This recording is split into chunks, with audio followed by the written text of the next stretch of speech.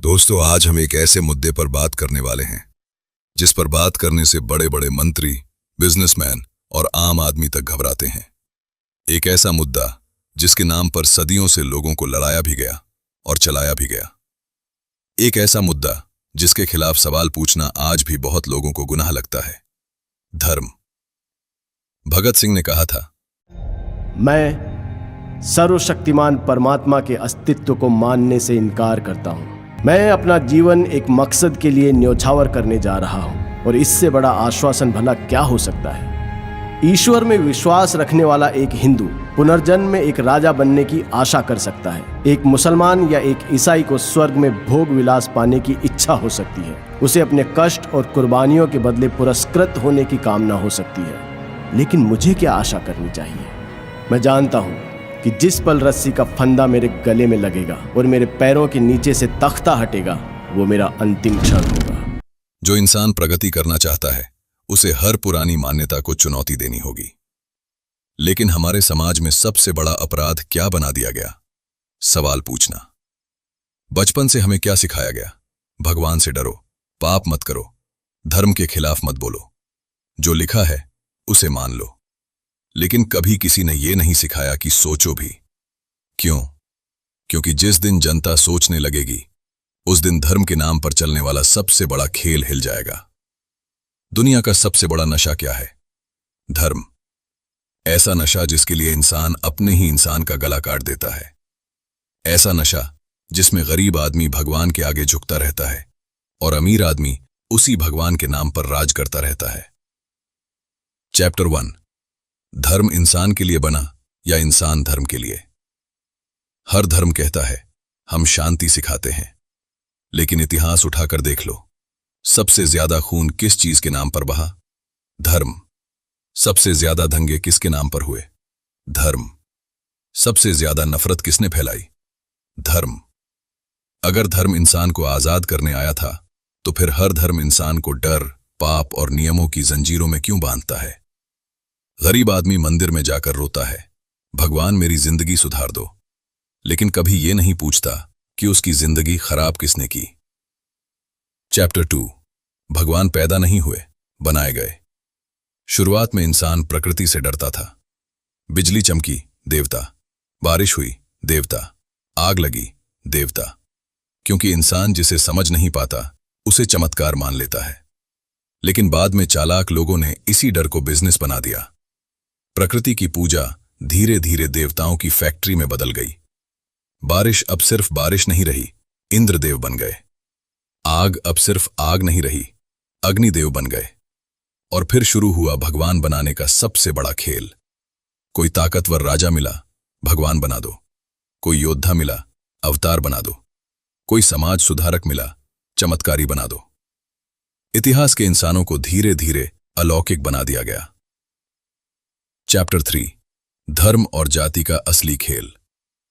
पहले समाज काम से बटा था, लेकिन बाद में धर्म के ठेकेदारों ने उसे जन्म से बांट दिया। अब अगर कोई ब्राह्मण के घर पैदा हुआ तो चाहे अनपढ़ हो फिर भी ऊंचा कहलाएगा, और अगर कोई शूद्र पैदा हुआ तो चाहे कितना भी काबिल हो फिर भी नीचे रहेगा। यानी इंसान की कीमत उसके कर्म से नहीं, उसके जन्म से तय होने लगी। डॉक्टर भीमराव आंबेडकर ने कहा था, जाति केवल श्रम का विभाजन नहीं है, बल्कि श्रमिकों का विभाजन है। आंबेडकर समझ चुके थे कि जाति व्यवस्था सिर्फ समाज नहीं बांटती, इंसान की सोच तोड़ देती है। उन्होंने ये भी कहा था, बहुत हो चुका, अब हम चुपचाप नहीं बैठेंगे। समय आ गया है जब हम इन दमन और तिरस्कार की जंजीरों को तोड़ दें। जात पात के इस दलदल से बाहर निकल आइए जिसने हमें बद से बदतर जिंदगी दी। इन सामाजिक बेड़ियों को तोड़कर बाहर निकल आइए और चुन लीजिए ऐसे धर्म को जो हमें बेहतर अवसर और समानता का अधिकार दे। दुर्भाग्य से मैं एक हिंदू अछूत के रूप में पैदा हुआ। इसे रोकना तो मेरी शक्ति से बाहर था, लेकिन इन अपमानजनक परिस्थितियों में जीने से इनकार करना मेरी शक्ति में शामिल। हालांकि मैं हिंदू पैदा हुआ हूं, लेकिन मैं भरोसा दिलाता हूं आपको कि एक हिंदू के रूप में हरगिज नहीं मरूंगा। उन्होंने ये भी कहा था, मैं ऐसे धर्म को मानता हूं जो स्वतंत्रता, समानता और भाईचारा सिखाए। अब सोचिए, अगर कोई धर्म इंसान को जन्म से ऊंचा और नीचा बनाता है तो वो धर्म है या सत्ता बचाने का सिस्टम। चैप्टर 4 धर्म हमेशा सत्ता के साथ क्यों खड़ा मिलता है। इतिहास का एक नियम समझ लो, जहां सत्ता होगी वहां धर्म जरूर होगा। क्यों? क्योंकि तलवार से ज्यादा ताकतवर चीज है आस्था। अगर किसी एक इंसान को डराना हो तो जेल दिखाओ, लेकिन अगर पूरी जनता को कंट्रोल करना हो तो उसे भगवान, पाप और नरक का डर दिखाओ। राजाओं को समझ आ गया था कि भूखी जनता उतनी खतरनाक नहीं होती जितनी सोचने वाली जनता होती है। इसलिए जनता को शिक्षा कम, श्रद्धा ज्यादा दी गई। उसे सवाल पूछना नहीं सिखाया गया, सिर्फ झुकना सिखाया गया। चैप्टर 5 बुद्ध, महावीर और विद्रोह। जब समाज में जाति, कर्मकांड और ऊंच नीच बढ़ गई तब विरोध शुरू हुआ। महात्मा बुद्ध आए, महावीर जैन आए। उन्होंने कहा, इंसान जन्म से छोटा बड़ा नहीं होता। बस यही बात उस समय की व्यवस्था को चुभ गई। इसलिए जिन लोगों को दबाया गया था, शूद्र, महिलाएं, गरीब, वे बड़ी संख्या में बौद्ध धर्म की तरफ गए, क्योंकि हर दबा हुआ इंसान सम्मान चाहता है। चैप्टर 6 गांधी की सोच और धर्म। महात्मा गांधी धर्म को पूरी तरह गलत नहीं मानते थे। उन्होंने कहा था, धर्म के बिना राजनीति गंदी चीज है। लेकिन गांधी ये भी चाहते थे कि धर्म इंसानों को जोड़े तोड़े नहीं। आज खुद से पूछो, क्या धर्म लोगों को जोड़ रहा है या हिंदू मुस्लिम, मंदिर मस्जिद, जाति और नफरत में बांट रहा है? अगर धर्म के नाम पर इंसान इंसान से नफरत करने लगे तो फिर वो धर्म बचता है। चैप्टर 7 कानून, संविधान और सिस्टम की सच्चाई। अब एक और कड़वा सच सुनो, कानून हमेशा ताकतवर लोग बनाते हैं। गरीब आदमी कानून नहीं लिखता, वो सिर्फ कानून मानता है। संविधान हो, धर्म ग्रंथ हो या कानून, इनका असली मूल्य इस बात से तय होता है कि उन्हें चलाने वाले लोग कितने ईमानदार हैं। हाँ, अब आप कहेंगे, भारत का संविधान तो बाबा साहेब आम्बेडकर ने लिखा था। बिल्कुल लिखा था, और शायद इस देश के इतिहास का सबसे आधुनिक और इंसानियत से भरा दस्तावेज लिखा था। उन्होंने महिलाओं को बराबरी का अधिकार दिया, दलितों, आदिवासियों और पिछड़े वर्गों को आगे लाने के लिए आरक्षण दिया, मजदूरों के लिए 8 घंटे का वर्किंग सिस्टम तय करवाने में बड़ा योगदान दिया, समान नागरिक अधिकारों की बात की, शिक्षा, वोट और सम्मान को हर इंसान का अधिकार बताया। क्योंकि आम्बेडकर सिर्फ किताबों से नहीं निकले थे, वो उस दर्द से निकले थे जो सदियों से करोड़ों लोग झेल रहे थे। उन्होंने खुद भेदभाव सहा था, इसलिए वो जानते थे कि समाज में सबसे ज्यादा जरूरत किस चीज की है, बराबरी की। लेकिन अब असली सवाल पूछो, इतना महान संविधान बनने के बाद भी क्या इस देश के गरीब, मजदूर, दलित, किसान और आम आदमी की जिंदगी उतनी बदल पाई जितनी उम्मीद थी? क्यों आज भी गरीब आदमी सरकारी दफ्तरों के चक्कर काटता है? क्यों आज भी न्याय पैसे वालों के ज्यादा करीब दिखाई देता है? क्यों आज भी शिक्षा और इलाज अमीरों का बिजनेस बन चुका है? क्योंकि इस देश में समस्या सिर्फ कानून की नहीं है, समस्या उसे चलाने वालों की नीयत की भी है।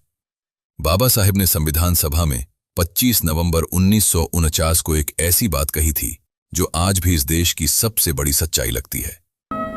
मैं यहाँ पर संविधान की अच्छाइयां गिनाने नहीं जाऊंगा, क्योंकि मुझे लगता है कि संविधान कितना भी अच्छा क्यों ना हो, वो अंततः बुरा साबित होगा अगर उसे इस्तेमाल में लाने वाले लोग बुरे होंगे, और संविधान कितना भी बुरा क्यों ना हो, वो अंततः अच्छा साबित होगा अगर उसे इस्तेमाल में लाने वाले लोग अच्छे हों। इसलिए जनता और उसके राजनीतिक दलों की भूमिका को संदर्भ में लाए बिना संविधान पर कोई भी निर्णय देना या कोई भी टिप्पणी करना मेरे विचार में व्यर्थ होगा। यानी संविधान की ताकत सिर्फ किताबों में नहीं होती, उसे लागू करने वाले लोगों के चरित्र में होती है। कागज पर अधिकार लिख देना आसान है, लेकिन उन अधिकारों को जमीन तक पहुंचाना सबसे मुश्किल काम है, क्योंकि असली जरूरतमंद तक सुविधा पहुंचने से पहले ही वो फाइलों, भ्रष्टाचार और सिस्टम में दब जाती है। और शायद यही वजह है कि सत्ता में बैठे लोगों को पढ़ी लिखी, जागरूक और सवाल पूछने वाली जनता कम पसंद आती है, क्योंकि सवाल पूछने वाला इंसान किसी का अंधभक्त नहीं बनता, वरना इतिहास गवाह है सबसे अच्छे कानूनों वाले देशों में भी अत्याचार हुए हैं और सबसे बड़े आदर्शों के नाम पर भी जनता को दबाया गया है। इसलिए हर व्यवस्था को सिर्फ कानून मानने वाले लोग नहीं, बल्कि जागरूक, सोचने वाले और सवाल पूछने वाले लोग चाहिए होते हैं। Final conclusion. धर्म पूरी तरह गलत है, ऐसा कहना मूर्खता होगी। लेकिन धर्म के नाम पर जो खेल खेला गया, उसे न समझना उससे भी बड़ी मूर्खता है। धर्म ने इंसानों को उम्मीद दी, लेकिन डर भी दिया, ज्ञान दिया, लेकिन अंधविश्वास भी दिया, लोगों को जोड़ा भी और लड़ाया भी। अब फैसला आपका है। आप धर्म को समझना चाहते हैं या सिर्फ आंख बंद करके मानना चाहते हैं? और सबसे बड़ा सवाल, अगर धर्म इतना ही पवित्र है, तो फिर धर्म के नाम पर सबसे ज्यादा नफरत क्यों पैदा होती है? बाकी ये सिर्फ मेरी राय नहीं, इतिहास के कई पन्नों में लिखी हुई बातें हैं। अब आपकी क्या राय है? क्या धर्म सच में इंसानों की भलाई के लिए बना था, या फिर धर्म हमेशा से समाज और जनता को कंट्रोल करने का सबसे बड़ा सिस्टम रहा है? क्या भगवान इंसानों ने बनाए या इंसानों को भगवान के नाम पर बांधा गया? कमेंट में अपनी राय जरूर बताइए, क्योंकि बदलाव वहीं से शुरू होता है जहां इंसान डरना छोड़कर सवाल पूछना शुरू करता है।